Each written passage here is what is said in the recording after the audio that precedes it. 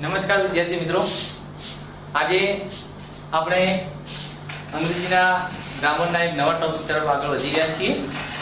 આપણે part of સ્પીચના અલગ અલગ ભાગ જે પ્રકાર હતા એ પૂરા કર્યા. Noun, pronoun, verb, adverb, adjective, conjunction અને પ્રીપોઝિશન. આજે આપણે એક નવો પ્રકાર લઈને આવ્યા છીએ. ગ્રામરનો ભાગ છે સેન્ટેન્સ. સેન્ટેન્સ એટલે કે વાક્ય. વાક્ય તો વાક્યના ચાર પ્રકાર છે. આપણે અલગ અલગ પ્રકારે વાક્ય બોલતા હોઈએ છીએ. જે પ્રમાણેનું આપણું કામ હોય એ પ્રમાણે આપણે વાક્યને બોલવું પડતું હોય છે. વાક્ય હકારની દ્રષ્ટિએ બોલાય, નકાર પણ બોલાય, પ્રશ્નાર્થ પણ કરવું પડે વાક્યની અંદર. પછી કોઈ પણ પરિસ્થિતિને આધીન આપણે રાજી થઈ જઈએ છીએ તો આપણા અંદરથી જે ભાવ સાથે શબ્દો નીકળે છે એ પણ હોય છે. કોકને આપણે વિનંતી કરવા માટે બોલાતા વાક્યો અલગ પ્રકારે બોલાતા હોય છે, બરાબર. ઉદ્ગાર વાક્યો અલગ. તો આવી રીતે વાક્યો અલગ અલગ રીતે બોલાતા હોય છે. તો આ જે વાક્યો છે એને આપણે સેન્ટેન્સમાં લઈએ છીએ. સેન્ટેન્સ એટલે કે પ્રકાર, અને આ સેન્ટેન્સ કેટલા પ્રકારના છે એ આપણે જોવાના છે. તો વાક્ય જે છે એના ચાર પ્રકાર છે. તો અહીંયા આપણે બોર્ડ પર લખેલું છે મિત્રો કે એસર્ટિવ સેન્ટેન્સ, બીજું કીધું છે ઇન્ટ્રોગેટિવ સેન્ટેન્સ, ત્રીજું કીધું છે ઇમ્પેરેટિવ સેન્ટેન્સ, અને ચોથું છે એક્સક્લેમેટરી સેન્ટેન્સ. ફરીવાર વાક્યના ચાર પ્રકાર કહી દઈએ આપણે. એક અસર્ટિવ સેન્ટેન્સ, બીજું કીધું છે ઇન્ટ્રોગેટિવ સેન્ટેન્સ, અને ત્રીજા કીધા છે આપણે ઇમ્પેરેટિવ સેન્ટેન્સ, અને ચોથું છે એક્સક્લેમેટરી સેન્ટેન્સ. દરેકના અલગ અલગ નામ છે. એસર્ટિવ સેન્ટેન્સ એટલે વિધાન વાક્ય, અને ઇન્ટ્રોગેટિવ સેન્ટેન્સ એટલે પ્રશ્નાર્થ વાક્ય,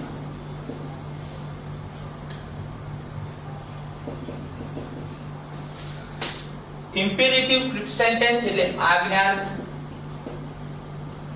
વાક્ય, અને એક્સક્લેમેટરી સેન્ટેન્સ એટલે કે ઉદ્ગાર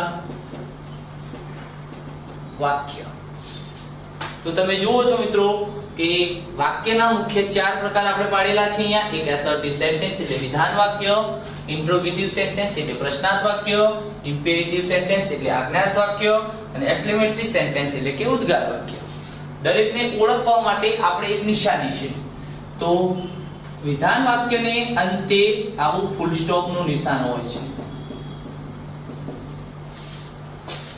ઇન્ટ્રોગેટિવ એટલે પ્રશ્નાર્થ વાક્યના અંતે પ્રશ્નાર્થનું નિશાની હોય છે. આજ્ઞાર્થ વાક્ય કહેવાય તે ઇમ્પેરેટિવ સેન્ટેન્સ, એની કોઈ નિશાની નથી, પણ વાક્યની શરૂઆત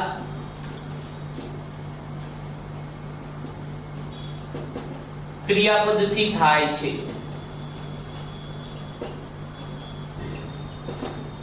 આ વાક્યને આ આજ્ઞાર્થ વાક્યને આપણે આ રીતે ઓળખી શકાય. ઉદ્ગાર વાક્યની નિશાની ઓળખવા માટેની છે ઉદ્ગાર સૂચક આવું ચિહ્ન હોય છે.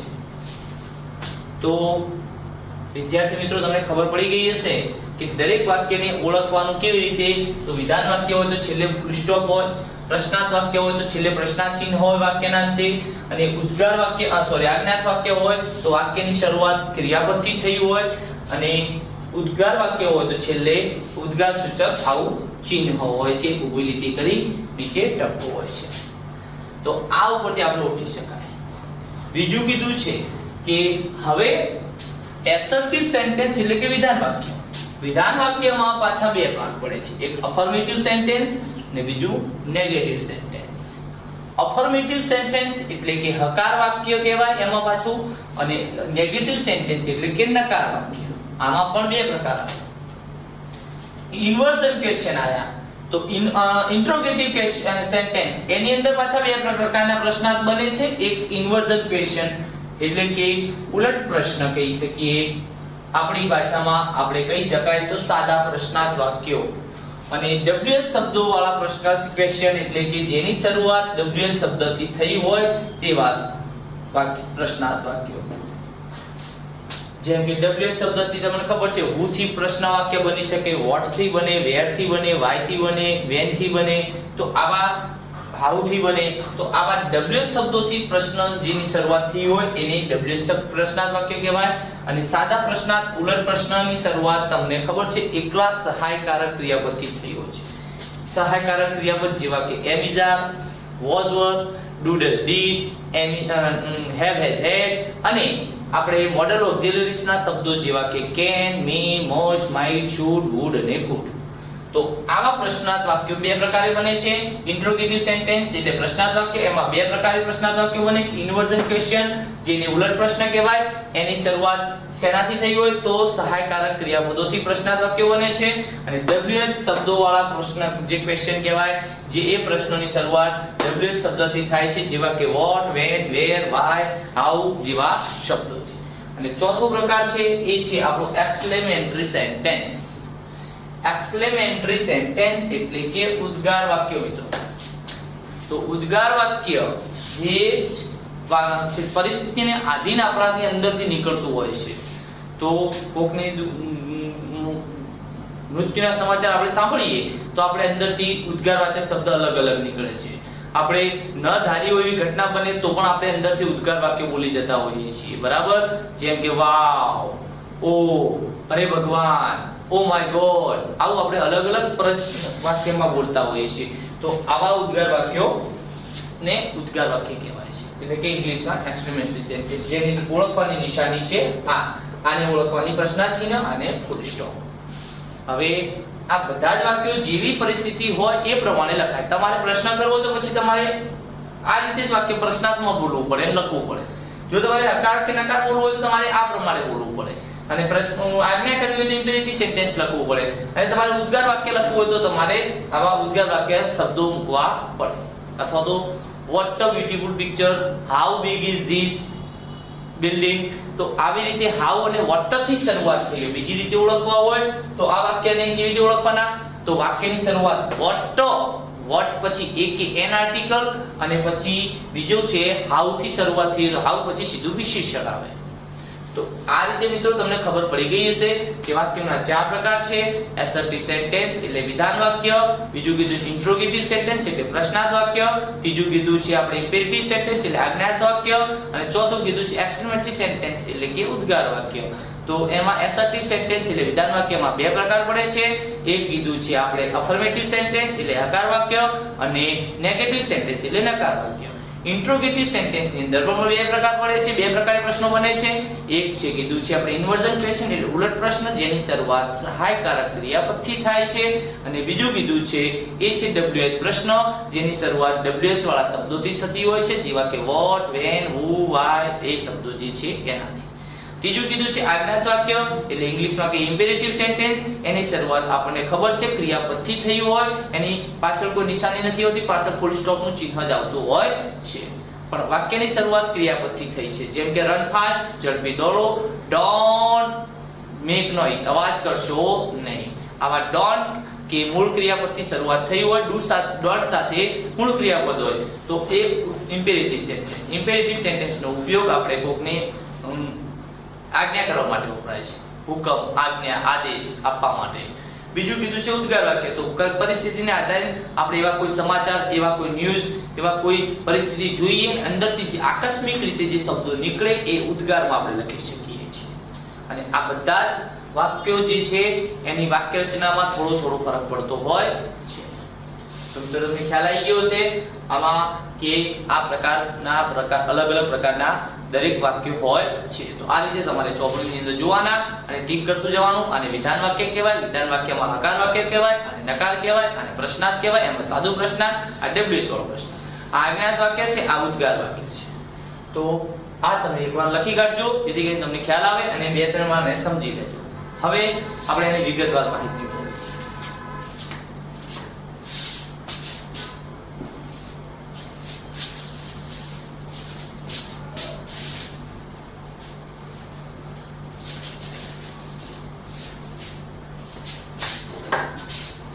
પહેલો પ્રકાર જોઈએ એસર્ટિવ સેન્ટેન્સ એટલે કે વિધાન વાક્ય. વિધાન વાક્ય બનાવવા માટે આપણે બે પ્રકારે બનાવી શકીએ, એક અફર્મેટિવ સેન્ટેન્સ અને એક નેગેટિવ. અફર્મેટિવ સેન્ટેન્સ એટલે હકાર વાક્ય કેવી રીતે બને? તો વાક્યની શરૂઆતમાં આવશે કર્તા, પછી તમારું ક્રિયાપદ જે તે કાળનું, એના પછી કર્મ અને અન્ય શબ્દ હોય તો એ છેલ્લે ફૂલ સ્ટોપ ની નિશાની હોય છે.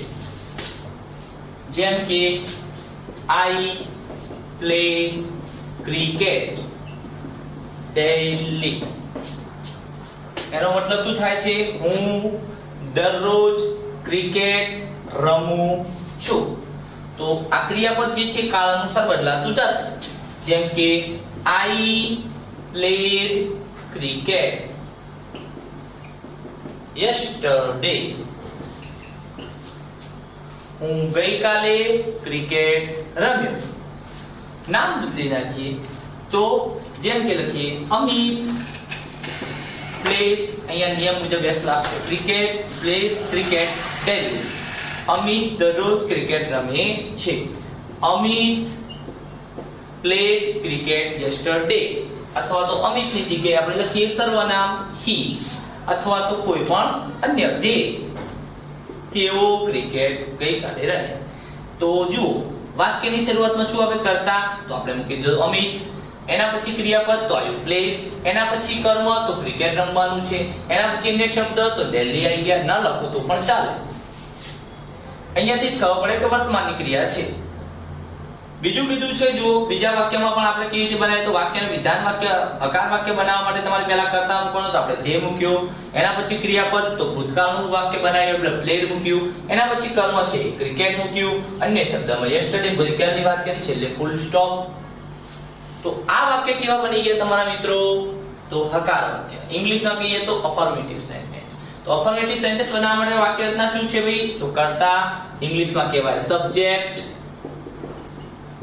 ક્રિયાપદ એને કહેવાય વર્બ. કર્મ એને કહેવાય ઓબ્જેક્ટ. એના પછી અન્ય શબ્દ એને ઇંગ્લિશમાં કહીએ અધર વર્ડ, શોર્ટમાં લખીએ છીએ આપણે. અને છેલ્લે ફૂલ સ્ટોપ. તો આ રીતે વાક્ય રચનાને ઇંગ્લિશમાં બોલાશે સબ્જેક્ટ, વર્બ, ઓબ્જેક્ટ અને અધર વર્ડ્સ. ગુજરાતીમાં કર્તા, ક્રિયાપદ, કર્મ અને અન્ય શબ્દ. કોઈ પણ વાક્ય લખવું હોય હવે આપણે લખી શકીએ. જેમ કે મુકેશભાઈ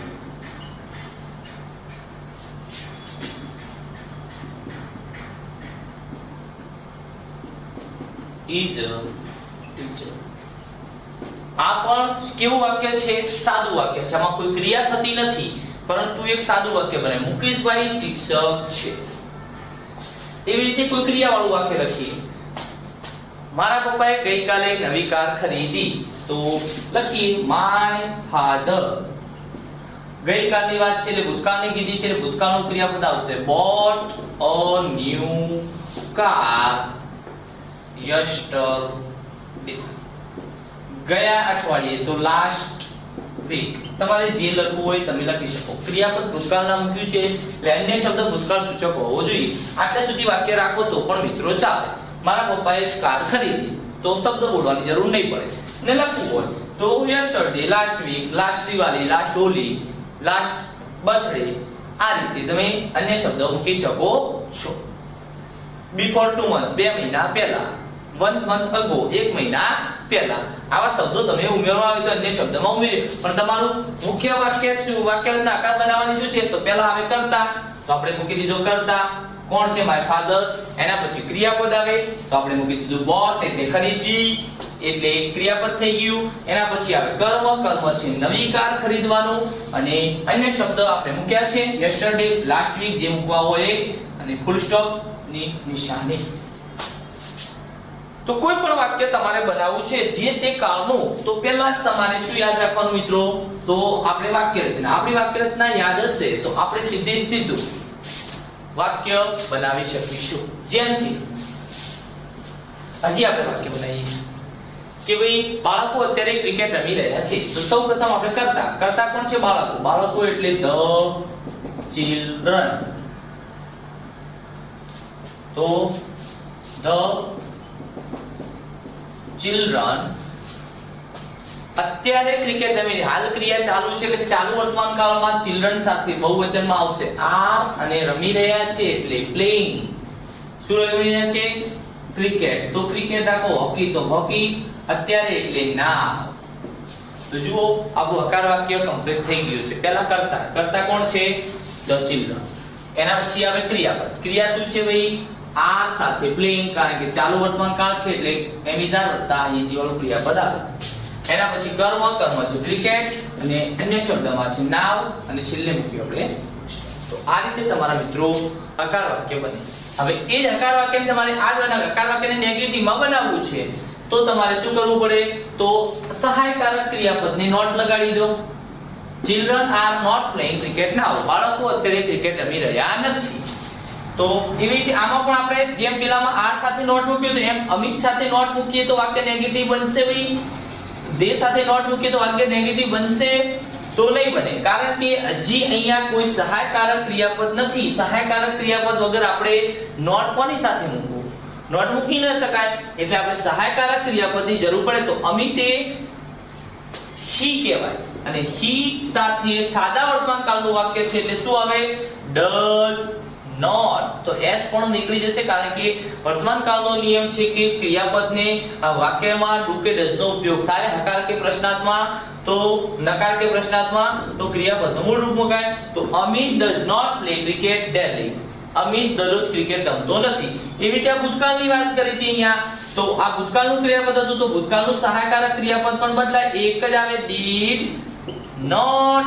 અને આમાંથી પણ નિયમ એવો છે કે do does કે ભૂતકાળમાં did વર્તમાનમાં do does આવે તો ક્રિયાપદ ગમે તે કાળમાં હોય એને મૂળ રૂપમાં લખી નાખવાનું. તો they did not play cricket yesterday.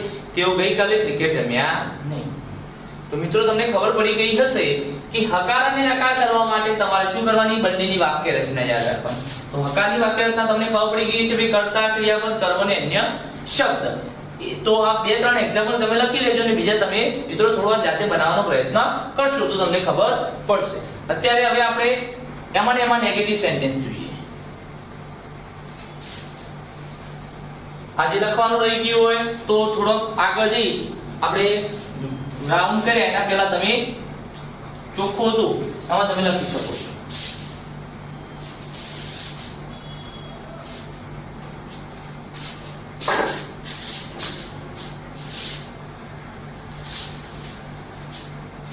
હવે બીજો પ્રકાર કયો છે?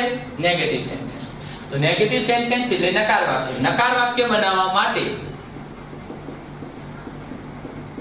સૌપ્રથમ તમારો આવે કર્તા. જેમ પેલા હકાર વાક્યમાં પણ શું હતું? કર્તા.